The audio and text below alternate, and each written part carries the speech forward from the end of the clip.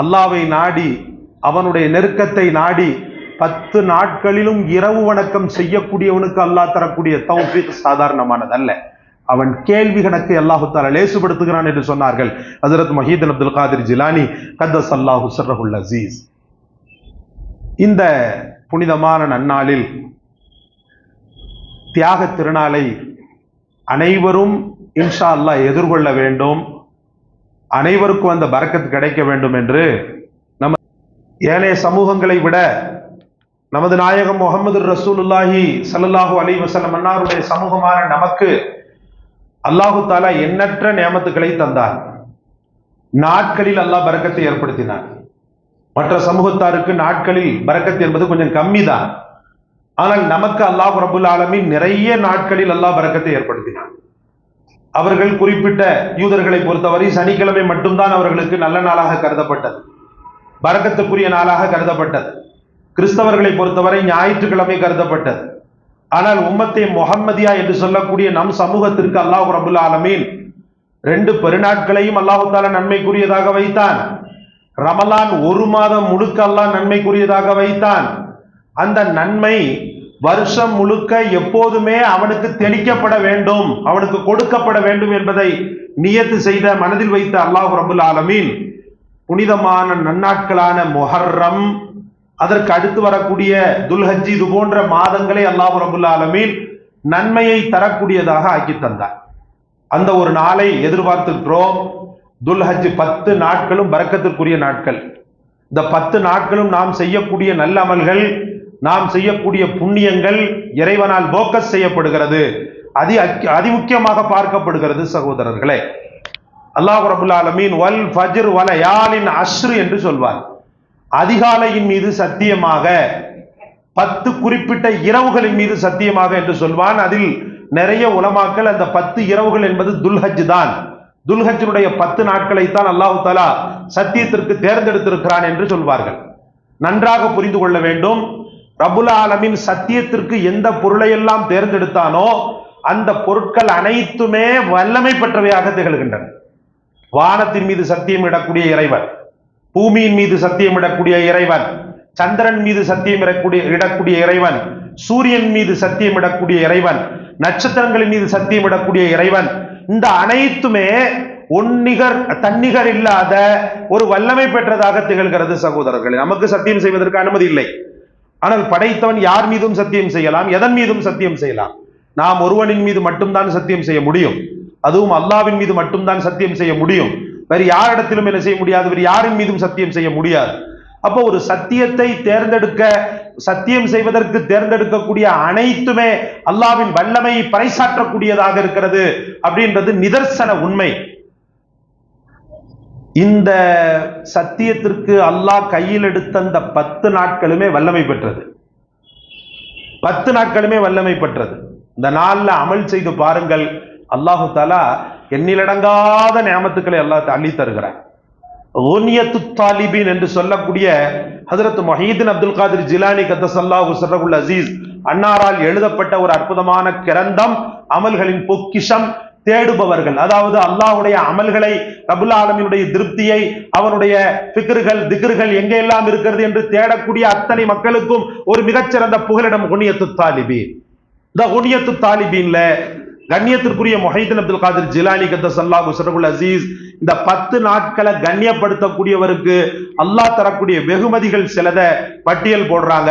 அதுல முதல் வெகுமதியாக அவர்கள் பட்டியல் போடுவது என்னன்னு சொல்லி பாத்தீங்கன்னு சொன்னா, கபருடைய வேதனையில் இருந்து அல்லாஹு தஆலா ஒருவனுக்கு விமோச்சனத்தை தர வேண்டுமெனில் இந்த 10 நாட்களை ரமலானை போல அதிமுக்கியமானதாக மனதில் கொண்டு அவன் அமல் செய்ய வேண்டும் என்று எழுதுகிறார்கள்.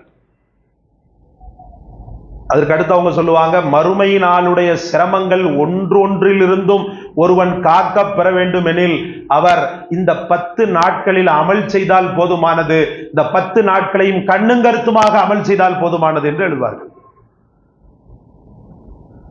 சரி, வெறுமன்ன ஆகிரத் என்று சொல்லக்கூடிய மறுமை வாழ்க்கைக்கு மட்டும்தான் இது சிறந்ததா என்று பார்க்கும்போது அவங்க எழுதுறாங்க, உலகத்தின் வாழ்க்கையில ஒருவர் ஆயுள் நீட்டிக்கப்பட வேண்டும் என்று இருந்தால், ஆயுள் நீட்டிக்கப்பட வேண்டும் என்று நாடினால், அல்ஹம்துலில்லாஹ் இந்த 10 நாட்களை அவர் கால சுழற்சி, அதாவது திரும்ப திரும்ப திரும்ப திரும்ப அவர் அமல் செய்து அல்ஹம்துலில்லாஹ் அவருடைய அந்த கால சுழற்சியை அதிகப்படுத்தட்டும் என்று சொல்வார்கள். தன் குடும்பத்தாரின் மீது எந்த விதமான ஆபத்தும் முசீபத்தும் நிகழக்கூடாது என்று ஒருவர் நினைத்தாரேயானார், தன்னுடைய குடும்பத்தாரின் மீது ஆபத்து முசீபத்துக்கள் அப்படின்றது ரொம்ப கொடுமையான ஒன்று. ஒரு மனிதன் தன் மீது நிகழக்கூடிய ஆபத்துக்களை ஒரு வேளை தாங்கிக் கொண்டாலும் தன் குடும்பத்தாரின் மீது ஏதாவது ஒன்று ஏற்பட்டு விட்டால் அதை அவனால் தாங்கிக் கொள்ள முடியாது. தான் பெற்ற பிள்ளைகளுக்கு ஏதாவது நடந்து விட்டால் அதை தாங்கிக் கொள்ள முடியாது. கொஞ்ச நாளைக்கு முன்பு நமக்கு ரொம்பவும் நெருக்கமான நபர், சொந்தத்தில் உள்ள அந்த நபர், அவருடைய பிள்ளைகள் விபத்தில் படுபயங்கரமான முறையில் அடிபட்டு ஹாஸ்பிட்டல்ல கிடந்து அவர் அலைந்த அலைதலை நாம பார்த்தோம். அல்லாஹ் பாதுகாக்கணும். ஏன்னா குடும்பத்தாருக்குன்னு சொல்லி ஒண்ணு ஆயிடுச்சுன்னு சொன்னா ஒரு ஒரு நல்ல திடகார்த்தம் உள்ளவன் கூட அசைந்து போய் விடுகிறான் சகோதரர்களை, ஆடி போய் விடுகிறான். அது அவனுக்கு ஏற்பட்டால் கூட சில நேரத்தில் என்ன செய்ய மாட்டான்னு சொன்னா அதை துணிஞ்சு எதிர்கொள்வான், அதை துணிஞ்சு என்ன செய்வான், எதிர்கொள்வான். ஆனா குடும்பத்தாருக்குன்னு சொல்லி ஒரு சம்பவம் நடந்து விட்டது, ஒரு துர்ச்சம்பவம் நடந்து விட்டது என்று சொன்னால் அதை தாங்குகின்ற மனோதிடம் ஒரு மூமினுக்கு இருக்காது. பெருமானார் ஸல்லல்லாஹு அலைஹி வஸல்லம் அவர்களே எடுத்துக்கொள்ளலாம். அடிபட்டாங்க, தாயிப் நகரத்துல கடுமையான முறையில் அடிபட்டார்கள். அதை தாங்கிக் கொண்டார்கள் ரசூலுல்லாஹி ஸல்லல்லாஹு அலைஹி வஸல்லம். அது தாங்கிக் கொள்ள போய்தான் மலக்குகள் அந்த தாயிப்பை ஒன்றுமில்லாமல் ஆக்கட்டுமா என்று கேட்கும் போது பெருமானார் ஸல்லல்லாஹு அலைஹி வஸல்லம் வேண்டாம் என்று சொல்லிவிட்டார்கள். இவர்கள் ஹிதாயத்து பெறாவிட்டாலும் இவர்களுக்கு பின்னாடி வரக்கூடிய சமூகம் இன்ஷா அல்லாஹ் ஹிதாயத்து பெறும், அவங்க நல்வழிப்படுவாங்க. அதனால அவங்க அடிச்சதுக்காக பழிவாங்கணுன்ற அவசியம் இல்லை அப்படின்னு சொன்னாங்க முஹம்மது ரசூலுல்லாஹ். ஆனா அதே சமயத்துல தன்னுடைய குடும்பத்தாரின் மீது கை வைத்தான் காபிர்கள், தன் குடும்பத்தாரின் மீது கை வைத்தான். முக்கியமாக குறிப்பாக பெருமானார் ஸல்லல்லாஹு அலைஹி வஸல்லம் அருமையான பிள்ளைகளின் மீது கை வைத்தான், பெண் மக்களின் மீது கை வைத்தான். அது பெருமானார் ஸல்லல்லாஹு அலைஹி வஸல்லம் அவர்கள் தாங்க முடியல, ரொம்ப கவலைப்பட்டாங்க. ஹசன் ஹுசைனின் மீது கை வைத்தான். இந்த ரெண்டு பேருமே ஷஹீதாக்கப்பட்டாங்க, சமூகத்தால கொத்துக்கீரையாக ஆக்கப்பட்டாங்க, இந்த சமூகத்தால் கொத்துக்கீரையாக ஆக்கப்பட்டாங்க.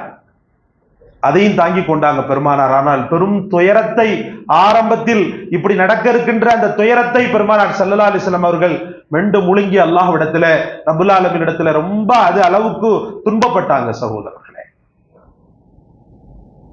இப்படி சொல்லிக்கொண்டே இருக்கலாம்.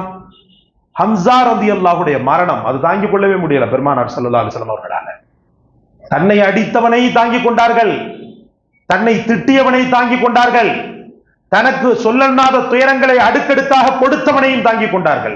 ஆனால் தன் தந்தை ஹம்சா ரலியல்லாஹுடைய மரணத்தை முஹம்மது ரசூலுல்லாஹ்வால் தாங்கிக் கொள்ள முடியும். அப்படி அழுதாங்க ரசூலுல்லாஹி ஸல்லல்லாஹு அலைஹி வஸல்லம். அதற்கு பழி வாங்க வேண்டாங்க, என் ஹம்சாவை இப்படி செய்தவனை நான் கண்டிப்பாக பழி தீர்ப்பேன் என்று சொல்லி சொன்னாங்க. அப்போ ஒரு குடும்பத்தாருக்கு ஒண்ணு நடக்குதுன்னும் போது ஒரு மூமினால தாங்க முடியாது. அந்த ஆபத்தில் இருந்து அல்லாஹ் ரப்புல் ஆலமீன் இந்த 10 நாட்களும் செய்யக்கூடிய துஆ, இந்த 10 நாட்களும் செய்யக்கூடிய அமல்களின் மூலமாக அல்லாஹ் தஆலா குடும்பத்தாருக்கு ஏற்படக்கூடிய சிரமங்களில் இருந்து அல்லாஹ் தஆலா பாதுகாப்பை தருகிறார். மணி மகுடமாக இருக்கக்கூடிய அரஃபாவுடைய தினம் சொன்னார்கள் முஹம்மது ரசூலுல்லாஹி ஸல்லல்லாஹு அலைஹி வஸல்லம், அந்த நாளையில் அரஃபாவில் ஹாஜிகள் ஒன்று கூடி அந்த அரஃபாவுடைய மைதானத்தில் அழுது ஆர்ப்பரித்து செய்யக்கூடிய தௌபா, அதன் காரணமாக ஷைத்தான் ஒப்பாரி வைக்கிறான் என்று சொன்னார்கள். அரஃபாவுடைய தினத்துல ஒப்பாரி வைக்கிறான், தலையில மண்ணள்ளி போட்டுக்கொண்டு, அரஃபா மன்னிப்பின் புகலிடமாக மாறிவிட்டதே, நான் இந்த மக்களுக்கு மன்னிப்பே கிடைக்க கூடாது என்றல்லவா பாடுபட்டேன், பல வழிகளில் அவர்களை நான் வழிகெடுத்தேன், பல வழிகளில் அவர்களை நான் என்ன செய்தேன், தீய சக்தியாக தீய வழியாக அவர்களுக்கு பல வழிகளை நான் காட்டினேன். ஆனாலும் அவர்கள் என்னை மண்ணை கவ செய்து விட்டனர். இந்த அரஃபாவுடைய நாளில் அனைத்து ஹாஜிகளும் ஒட்டு மொத்தமாக அல்லாஹ்வை நோக்கி வந்திருக்கிறார்கள். அவர்கள் செய்த இந்த அமல்களின் காரணமாக என்னுடைய திட்டமெல்லாம் பொய்ப்பித்து விட்டது. ஷைத்தான் கூப்பாடு போடக்கூடிய நாள் இது, மறந்துடாதீங்க. சாதாரணமான நாள் அல்ல, வரக்கூடிய அரஃபாவுடைய நாள் சாதாரணமான நாள் அல்ல. யௌமுல் அரஃபா என்று சொல்லக்கூடிய துல்ஹஜ் பிறை 9 இருக்கிறது அல்லவா, அது அந்த மக்களுக்கு அரஃபா, நமக்கு துல்ஹஜ் 9. இந்த 9வது நாள் நாம் கடைபிடிக்கின்ற நோன்பு, நாம் கடைபிடிக்கின்ற இபாதத் ஷைத்தானின் கழுத்தை நெரிக்கிறது சகோதரர்களே. அதற்காகத்தானே பாடுபட்டுக் கொண்டிருக்கிறோம். அவனுடைய திட்டங்கள் அனைத்துமே மண்ணாக ஆக வேண்டும். அவன் என் விஷயத்தில் எடுக்கக்கூடிய ஒவ்வொரு முயற்சிகளும் வீணிலும் தோல்வியிலும் முடிய வேண்டும் என்பதற்காகத்தானே பாடுபட்டுக் கொண்டிருக்கிறோம். ஷைத்தானை முறியடிப்பதற்கு அல்லாஹ் தந்த ஒரு பெரும் பொக்கிஷம் அரஃபாவுடைய நாள். ஷைத்தானின் கழுத்தை நெரிப்பதற்கு அல்லாஹ் தந்த ஒரு பெரும் வாய்ப்பு அரஃபாவுடைய நாள். இந்த அரஃபாவுடைய நாள் இந்த துல்ஹஜ்ஜில் தான் நமக்கு கிடைக்கிறது. துல்ஹஜ் 9 அன்று கிடைக்கிறது. இந்த நாளையில் நோன்பிருப்பது ஆகப்பெரிய சுன்னத், ஆகப்பெரிய சுன்னத். எல்லா பாவங்களையும் மன்னிக்கக்கூடிய வல்லமை படைத்தது இந்த அரஃபாவுடைய தினம். ஹாஜிகள் எப்படி அங்கே பெருநாளை கொண்டாடி மகிழ்வோடு இருக்கிறார்களோ அந்த மகிழ்ச்சி அப்படியே என்ன செய்யறான்னு சொன்ன அல்லாஹ் ரபுல் ஆலமீன் இந்த அரஃபாவுடைய நாள்ல நோன்பு இருக்கக்கூடிய ஏனைய நாட்டவர்களுக்கு அல்லாஹ் தருகிறார். அவர்களுக்கு மகிழ்ச்சி. அந்த மகிழ்ச்சியை கொஞ்சம் கூட மாற்றாம என்ன பண்றான்னு சொன்னா, இந்த அரஃபாவுடைய தினத்துல மற்ற நாடுகள்ல நோன்பு இருக்கக்கூடிய மக்களுக்கு துல்ஹஜ் 9 அன்று நோன்பு இருக்கக்கூடிய மக்களுக்கு அல்லாஹ் அள்ளி வழங்குகிறான் என்று சொல்லப்படுகிறது. அள்ளி வழங்குகிறான் என்று சொல்லப்படுகிறது.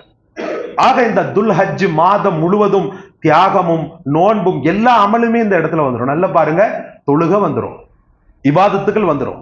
இந்த ரமலான்ல என்னென்ன செய்யறோமோ அது அனைத்துமே அல்லாஹ் ரப்புல் ஆலமீன் இதுலயும் கொடுப்பான். நோன்பையும் அல்லாஹு தஆலா கொடுத்துருவான். அந்த டேஸ்ட, அந்த நோன்பினுடைய அந்த பரக்கத்தை அல்லாஹு தஆலா இந்த புனிதமான நன்னாளில் கொடுத்து விடுவார். எண்ணிலடங்காத பல நன்மைகளை கொண்டிருக்கக்கூடிய இந்த புனிதமான நன்னாளில் புனிதமான குர்பானி ஈடு இணையில்லாத அமல் செய்யப்படுகிறது. இந்த புனிதமான குர்பானியினுடைய நாட்கள் யௌமுன் நஹர் என்று சொல்லப்படுகிறது, ஐயாமுன் நஹர் என்று சொல்லப்படுகிறது. வெறுமன்ன ஒரு நாள் மட்டும் அல்லாஹு தஆலா தந்திருந்தான்னு சொன்னா அந்த பாக்கியம் எல்லாருக்கும் கிட்டும், கிட்டாம போகும் அப்படின்றதுக்காக ஐயாமு தஷ்ரீக் என்று சொல்லக்கூடிய 3 நாட்களை அல்லாஹு தஆலா 23 வக்த வச்சிருக்கிறான். 23 வக்துகள். 23 வக்துகள்னா எத்தனை நாள் ஆயிடுச்சு? தக்பீருடைய நாட்கள் 3 நாள். தக்பீருடைய நாட்கள் தான் 23 வக்து. நமக்கு நகர் குர்பானி கொடுக்கக்கூடிய நாட்கள் அப்படின்னும் போது பெருநா அன்னைக்கு, அதுக்கு அடுத்த நாள், அதுக்கு அடுத்த நாள், அதுக்கு அடுத்த நாள் அசர் வரைக்கும் அல்ஹம்துலில்லாஹ் உங்களுக்கு என்ன செய்யப்பட்டிருக்கு, தரப்பட்டிருக்கிறது. ஏன் இந்த அளவுக்கு நீட்டிக்க காரணம் என்ன? ஒருத்தர் கூட குர்பானி கொடுக்காம இருந்துடக்கூடாதுன்றதுக்காகத்தான், வேற ஒண்ணும் இல்லை. அந்த ஒரே நாள் ஒரே பொழுது அப்படின்னும் போது மக்கள் அனைவருக்கும் அது சிரமத்தை ஆக்கிவிடும் என்பதற்காக உனக்கு அல்லாஹ் ரப்புல் ஆலமீன் அந்த நாளை அப்படியே நீட்டிச்சு கொடுத்திருக்கிறார். ரப்புல் ஆலமீன் உன்னதமான அமல், அது உன்னதமான அமல் சகோதரர்களே, சாதாரணமான அமல் அல்ல. மேலும் சொல்லப்படுகிறது, இந்த புனிதமான நன்னாளில் அல்லாஹ்வை நாடி, அவனுடைய நெருக்கத்தை நாடி 10 நாட்களிலும் இரவு வணக்கம் செய்யக்கூடியவனுக்கு அல்லாஹ் தரக்கூடிய தௌஃபீக் சாதாரணமானதல்ல. அவன் கேள்வி கணக்கை அல்லாஹு தஆலா லேசுபடுத்துகிறான் என்று சொன்னார்கள் ஹஜ்ரத் முஹீதீன் அப்துல் காதிர் ஜிலானி கத்தஸல்லாஹு சிர்ரஹுல் அஸீஸ். இந்த புனிதமான நன்னாளில் தியாக திருநாளை அனைவரும் இன்ஷா அல்லாஹ் எதிர்கொள்ள வேண்டும், அனைவருக்கும் அந்த பரக்கத் கிடைக்க வேண்டும் என்று நமது புதிய மஸ்ஜிதில் அல்ஹம்துலில்லாஹ் ஆண்களுக்கும் பெண்களுக்கும் தொழுகைக்கான ஏற்பாடு செய்யப்பட்டிருக்கிறது. அதற்கு முன்னாடி ஒரு தகவலை சொல்லிவிடுகிறேன். துல்ஹஜ் எப்போ பிறகுதோ குர்பானி கொடுக்கக்கூடிய நியத்து உள்ளவங்க என்ன செய்யக்கூடாது, முடி வெட்டக்கூடாது, நகம் வெட்டக்கூடாது. அதெல்லாம் அதுக்கு முன்னாடியே முடிச்சிடணும் இன்ஷா அல்லாஹ். துல்ஹஜ் பிறந்துச்சுன்னு சொன்னா இது அனைத்துமே நமக்கு தடுக்கப்பட்டிருக்கிறது. ஹராம் அப்படின்றது அல்ல, தடுக்கப்பட்டிருக்கிறது. ஒருத்தர் அப்படி செஞ்சாரு, மீறி செய்யறாரு, குர்பானி கொடுக்கக்கூடிய அந்த ஒரு நியத்தை வச்சுட்டு அவர் பாட்டுக்கு இஷ்டப்படி முடி வெட்டவும் நகை வெட்டவும் அப்படி பண்றாருன்னு சொன்னா குறையுள்ள ஒரு சூழ்நிலையத்தான் அவர் என்ன செய்வார், பெறுவார்.